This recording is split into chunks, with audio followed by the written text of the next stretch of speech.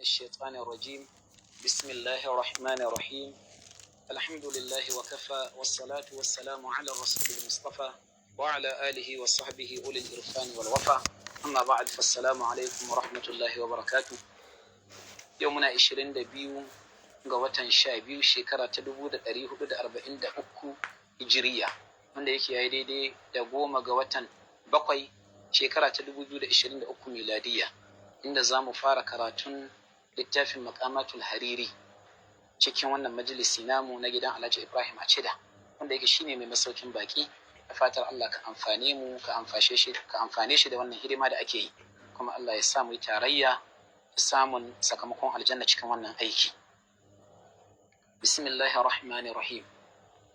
Allahumma inna nahmaduka ala ma 'allamta min al-bayan wa alhamta min at-tibyan, kama nahmaduka ala ma asbaghta min al-ata'i wa asbalta min al-ghita'i, wa na'udhu bika min shirrati al-lasani wa fudul al-hadar, kama na'udhu bika min ma'arrati al-lakani wa fuduhi al-hasar.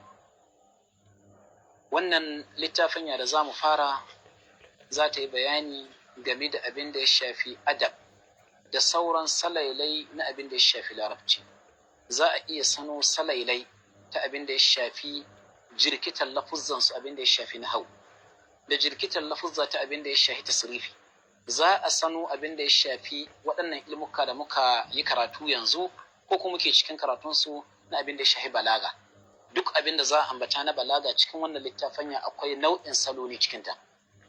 Sannan babban abin kulawa, ana karatun waɗannan lugat domin sanin bi'a ta larabawa, wanda yake akan wannan salailai aka gina alƙur'ani, akai ne aka gina sunna ta annabi alaihi salatu wassalam. Don shi wanda ya mallaki waɗannan salailai nasu da irinsu, ana magana zai iya gano abin da ake gabata. Wanda ka sama, wanda an masa ne, sai ya ce maka wani muradu bihi ummatu, al'umma ce ake nufi, saboda ya san bi'a tasu. Wanka da kamar jirwayi ko munan muna yi, sai a zo mutanen kirki amma sai mu yi ta wa'azu a kanmu, in dibi mafi tsoron Allah mu zahiri, sai in ce mai wani ya kamata mu gyara rayuwarmu, mu ji tsoron Allah, mu yi ta. To amma idan aka samu wanda ya san yare ciki wurin nan, zai kuma sai ce da wani ake latu wassalam, ya ce mai ittaqillaha, to ashe fa ghayruhu min babi aula. La in asharakta la yahbatanna amalu, wallahi in kai shirka aikin ka zai baci. Aka dibi annabi aka ce mai haka, ga ya ma'asum na shirka ta koru garai, ashe da wa ake yi? To kaga da mu ake. To amma an yi magana da mu ba a ce la in asharaktum ba, la in asharakta la yahbatanna amaluka. To irin waɗannan cikin waɗannan salailai za mu sano su sosai, kuma za su taimaka mana. Sannan a ba lugar kulawa, saboda idan ka karanci irin wannan littafi da irin su shu'ara da makamantansu waɗannan littafan, to insha Allah ba wata luga wadda zaka iya gamuwa da ita cikin hadisi ko cikin alkur'ani face ka san fassararta. Ba a son ka yi daddakat luga ta alkur'ani cikin alkur'ani in ba dole ba. Ba a son ka yi daddakat luga ta hadisi cikin hadisi in ba dole ba. Ana son ka san hakikaninta kafin ka kutsa cikin wannan wuri mai hadarin gaske, saboda magana ta Allah, magana ta annabi alaihi salatu wassalam. To ya kamata a ce ka san lafazin, ka san ma'ana ta kafin ka je can. To kana zuwa can, duk wanda ka ɗauka ta halili kawai za ka kama, ka tsira daga ɓurma, sai daga baya ka fahimci ashe ba kaza na ba, kila ka ta fassara mai yara bisa ga kure. To ba a son irin wannan, kamar irin abin da za mu yi ishara da shi, kamar irin hadisin abin ga hijira na farko, wanda duk galibi littafin hadisi na innamal a'malu binniyat suna kawo shi. Amma sai aka ce faman kanat hijratuhu ila dunya yusibuha aw imra'atin yankihuha, sai ka samu ɗalibin ilimi ya ce wanda hijira ta kasance dun duniya yusibuha zai same ta, aw imra'atin ko dun wata mata yankihuha zai aure ta, wanda yake shine mafi munin fassara. Ba duk wanda zai hijira dun duniya zai samu duniya ba, ko ka hijira dun mace ka samu matat. To idan ka fassara haka, duk wanda hijira dun duniya zai samu duniya. Amma ga ka'ida ta larabci, idan aka samu jumla ta biyo bayan na kira sifatata, jawabi na can ƙarshe, annabi alaihi salatu wassalam ya faɗa wanda ya hijira ila duniya, kalmar duniya na da alif da lamu, don haka na kira ta, don haka abin da ya biyo bayan ta sifatta, wanda ya hijira dun duniyar da yake neman ya samu. Wanda ilamra'atin na kira na, wanda ya hijira ilamra'atin dun wata mata yankihuha da yake neman ya aura, to fa hijratuhu ila ma hajara ilayhi, hijira ta sakamakon ta ya tabbata akan abin da hijira don shi. Idan ya samu duniyar 1-0 bai da sakamakon gun Allah, idan ma bai samu ba 2-0. Idan ya samu matar ya samu 1, idan ya rasa matar fa dai hijratu ila ma hajara ilai, shine jawabu sharti. amma idan ka ce yankihu ha jawabi, yusibu ha jawabi, to mi fa'idar fa hijratu ila ma hajara ilai. To amma idan ka san waɗannan qawaid cikin waɗannan littafai da sauransu, ko da haka zuwa can sai ka dibi maganar annabi ciki da hikima. Idan ka dibi maganar Allah ma'in, to waɗannan yana da kyau kalmomin da ake samu ciki a kula da su don za a yi amfani da su cikin Qur'ani, kuma shine fa'ida. Idan ba don haka nan ba, to sai mutum ya je ya ta karatun littafai waɗanda yake ba su da alaƙa ma da addini, idan dai ba za su taimaka ma don abin da ya shafi addinin ka ba, sai su zama shiririta kawai. Haka da fatar Allah ka datashe mu. To kafin ya kumsa abin da zai kumsawa sai ya fara godiya ga Allah, wanda yake shine al'ada ta dukkanin magabata akan littafansu. Za su yi basmala, su yi hamdala, su yi salati, saboda hadisan da aka rawaito cewa kullu amrin zibalin la yubda'u fihi bilhamdulillahi wani bi bismillahi da sauransu dai, tare da cewa hadisan suna da rauni, amma al-Imam As-Sayyidi cikin al-Jami' as-Saghir yace sun zan hadisin ya kai martaba a ce dai hasanul li ghairihi na i'tibaran bi kasrati turuqihi, yana da hanyoyi daban-daban. To ko dai babu hadisi ko guda, ko yana da littafin Allah, iktida'an bi kitabillahi, Fatiha a farko ne, ita kuma Fatiha basmala a farkonta. Haka wannan ya wadatar, babu rauni tare da shi. Risaloli na Annabi alaihi salatu wassalam da basmala yake farawa, wannan ya wadatar akan wannan. Hariri yace Allahumma ya Allah, inna nahmaduka, haqiqa muna gode maka, alama allamta, bisa ga abinda ka sanar, min albayani, na fasaha. Can shirya zance cikin bisa halishi nake so, alama allamta min albayan, wannan ida sako cikin sauki. To abuna wanda ya cancanci talikai su gode ma Allah kai ne. Amma in kana son ka gano ni'imata, ka diba lokacin da dabba ke fadawa cikin hadari, ga abin da take nema na agaji amma ba za ta iya bayani ba. Kai ko za ka iya mi bayani, wane ina neman riko hannuna. Ka diba idan kurma ya fada cikin wani yanayi yadda yake fadawa, amma aka tsare maka halshinka, aka baka shi har kana iya bayani, kai da sako, ba karaman ni'imata ba. To sai a lura akwai kalmar alhamdu cikin Qur'ani, ga allama al-Qur'ana can. To fi'ilin allama yana ta'diya zuwa ga maf'uli biyu. Kaga kenan nahmaduka ala ma allamtana, bisa ga abin da ka sanashe mu, sai aka wadatu da shi, aka ce ma allamta. Shi ko ana shahi irin wannan maf'uli lil umum, wa yuhdhafu al-maf'ulu lit-ta'mimi wa hujnatin fasilatin tafhimi min ba'd ibhamin wal ikhtisari ka balaga al-mula'u bil azkari. Wallahu yad'u ila daris salam, ina maf'uli ne. Kaga yad'u kullu ahadin, kowa Allah ya kira, ba ce yad'uka wa yad'u fulanan wa fulanan. To sai an ka shahi.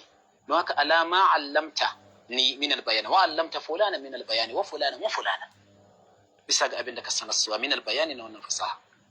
Wa alhamta, kuma Allah muna gode ma kan abin da ka cusa, ka kimsa muna shi, min at-tibyani, shine fasaha zuci, shirya magana mai kyau cikin zuciya, shine at-tibyan, isheta akan halshe albayan.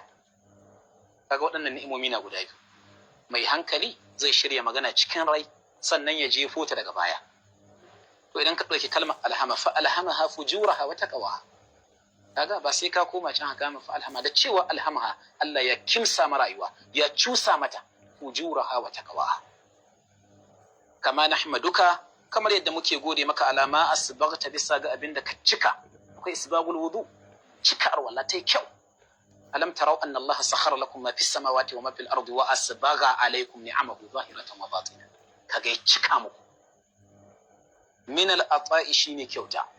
Allah da ya kyauta ga talikai ba ta da kwabo, an ba kowa abinda har sai ya raga, kana ganin har ajiya akai, ba na ci a canye na ba. Wa ma min dabbatin fil ardi illa ala Allah rizquha. Al-ata, inna a'tayna al-kawthar. Al-ata wa asbalta, musbilul izar, jan kyaftu. Wa asbalta, abinda kasako, min al-gita'i, muna gode maka abinda kasako muna Allah. Min al-gita'i shine rufin asiri, shine al-gita. Fa kashafna anka gita'ak fa basaruka al-yawma hadid. Asbalta, kasako, kaga musbilul izar, yana jani asa. Wa na'udhu bika, Allah muna roƙon ka tsare min shirrati, daga kaifin Allah sani fasaha, sharrin fasaha ne shirra kai. Akwai saboda gwaninta cikin yare da mallaka da fasaha ta mutum, to tana iya ja ne giriri zuwa ga zambatan mutane ta hanyar harshe ne. To kaga ana roƙon Allah tsari daga irin wannan. To abin da ya kumsa shiki abubuwa na masu haɗarin gaske. To don shi na ya roƙi Allah tsari daga irin wannan. A ce mutum ya shirya irin wannan da ka karance ta kasan Allah ya yi mai buɗi. To kuma ya zama to bai samu sakamako gon Allah ba, kaga babu daɗi. Allasan fasaha, lasina ya yi fasaha, lasanan fasaha. Mutum wanda an mai fasaha namiji sai a ce alsan, mace sai a ce mata lasna, wal jam'u lusnun. Kamar yadda can cikin watun littafin Sheikh Abdullahi Miftahu watun me yake da suna Al-Hisnu Rasil ya kawo irin wannan lokacin da ya ce alhamdulillahi alladhi ta'arrafa ila ibadihi bima tasarrafa wa an taqal lughati fil bawadi al-bulagha al-lusna al-hawadi. kaga al-bulagha al-lusna jam'u al-san kenan, masu fasaha. Haka za a kiyaye wannan ka'ida. Idan aka samu af'alu fa'ala'u jam'uhu fu'lun, haka ake yi. indai af'alu fa'ala'u ba irin ahsanu ba, mace ce husna gare ta. Amma aswadu baki, sauda'u shine baka, sai a ce sudun babbaku, ahmaru hamra'u humrun, haka za a mai fu'ulun. idan ya zama mu'talli na sai a mai fi'ilun, kama abyadu bayda'u bidun, haka za a yi mai. a'yasu aisa'u isun, farfarun raqumma. wa fuduli, sannan da yawaita wa alhadari tsubarara. a ce mutum yayi ta zantuttuka la da'ila ta hata hakun babu wata fa'ida karkashin. to muna roƙon Allah tsari daga irin wannan. kama na'udhu bika, kamar yadda muke roƙon ka tsari min ma'arrati, daga aibin allakani, guryan magana. alkadi, wato aibin guryan mutum yayi magana tana sarkewa tana bashin shi. shi ma ana roƙon tsari daga Allah daga irin wannan, saboda za a yi samun dariyar makiya. ma aibi na wajen ida sako sai ka kasa. wa fuduhi, da kunya alhasari, kasawa shine wanda aka kange hasura. wa fuduhi alhasari, ka tahiyyin abu ka kasa. wa nastakfi bika, wa nastakfi, muna neman isuwar al-iftitana, fitinuwa bi itra'i, da farin kodawar almadihi mai yabo. to muna neman wannan isuwa bika Allah da taimakonka. akwai lokacin da zaka yi abu masu koda ka sai su tallabe ka, sai sun kai ka can inda tarsuwa surayya, kai ka can sama, kuma alhali kana cikin ruwahi, matsayin ka bai kai ba. kamar halin da ake ciki yanzu, zaka diba in ka diba ilimin mu da ilimin magabata, ko cikin ruwafi muke, ko hituwa mu ba, rubutun su na muka ta wahala akai dai kun ma gane, balantana mu yi namu talifi. amma yanzu zaka isa mun dalibin ilimi ya ce ai wani musiba na ya kai koli, me ka gane, me ka tsare, ko kowa haka akan masail suna gaji sheka. to abinda addare a ce mun zama masu tawadu'i, masu kankantar da kai. duk inda aka kai ka san ba kai ba, ko da ku an zaci ka kai kana jin kusurin ka. to muna cikin rafi, wannan kodawar ta masu yabo babu makawa. idan an amince ma cutuwa ta yi Abubakar, saboda ya amince ma wannan ba za su cutu ba. to idan amince ma wannan babu komai, ashe ko nan yana taima, ko kuma na karanta wata ka'ida ta ilimi gunwa ne, to la'allahu musami. akwai wanda shi ko bai da uzuri, da abin ka zo gune na sai kaka ashe wani kyale ni na yake na, kai wani bawon Allah na, mutum na mai kirki, mutum na mai hankuri. don haka rangwamin mai runcewa ana roƙon Allah tsari da gare shi. abin da yasa ake roƙon Allah tsari don gudun kada ya kyale ka je kai dagawa. to shi ko idan kai dagawa, to kai kuma sila ta rushewa ka tazo. to don shi tun farkon littafin yace wa igda'i, da runcewa al-musamihi, mai rangwami. samihuni kama nastakfi bikal intisaba li izra'il qadihi, kama nastakfi, kamar yadda muke neman isuwar al-intisaba ka huwa, li izra'i, ga walakantawar al-qadihi, mai suka, bika, da taimakonka. akwai lokacin da zaka nufi aikin alkhairi, amma sai ayi daidai wani ya zo ya soke lamirin abin da kake akai ne. don Allah zaka yi wa wani da an soka, sai ga an kashe mai jiki, sai ga ya fasa aikin da yake. baga shi ana roƙon Allah tsari daga irin wannan. wanda zai yi don Allah, to ba za shi ji tsoron zargin mai zargi ba, sukan mai suka ba ta hana mai. don hakan ga ashe ana roƙon Allah tsari daga walakantawar mutum wanda zai suka wa hatki da kecewa alfadhihi mai kunyatawa. Akwai wanda yake aibi da yake nema, to idan ya kece ma abu ka kare duk kokarinka sai ce babu abin da a cikin wannan abin ba shirme ba. Kadiba ɗaliban ilimi abin da suke nema a zabar da su, ba a rafashe su ba. In suna da gyaran da gare su ka gyara musu, ka ƙara iza su. Amma mutum ya ƙare ka ce bai yi abin a zo a gani ba. Kaga karatun Allah ma kana ihisse daga cikin mahanyar makaranta sai ya gudu. Wa nastaghfiruka Allah, muna neman ka gafara min sauki daga gargadawa ash-shahawati shawoyi ila suqi zuwa ga kasuwar ash-shubuhati rikitta. Wani lokaci shawa na daukar ka sai ka taiha kutsa ma wasu salailai waɗanda yake ba amfanar da al'umma za ka yi da su ba, galibi cutuwa ma za su yi. Ana roƙon Allah tsari daga irin wannan gargadawa. Ana ce wa nasuqul mujrimina ila jahannama wirda, saka yasuqu sauqan wasiyaqatan, gargadawa. Kama nastaghfiruka, kamar yadda muke neman gafararka Allah, min naqali daga cirat alkhadawati zambiyoyi ila khidadi zuwa ga hanyoyin alkhadiati kurakurai. Mutun ya tallabi kafate ta kai shi wurin aikin asha, to nan ga yana nufin alƙalami ya rika shi ya kama rubuta abubuwan da basu dace ba. Wa nastauhibu Allah, muna neman baiwar taufiƙan dacewa ƙa'idan wanda ke ja ilar rushdi zuwa ga shari'a minka daga gare ka. Wa qalban, muna roƙon Allah baiwar zuciya mutaƙalliban mai jirkita mu alhaƙi tare da gaskiya. Ana son zuciya wadda ita ina gaskiya take ita za ta bi.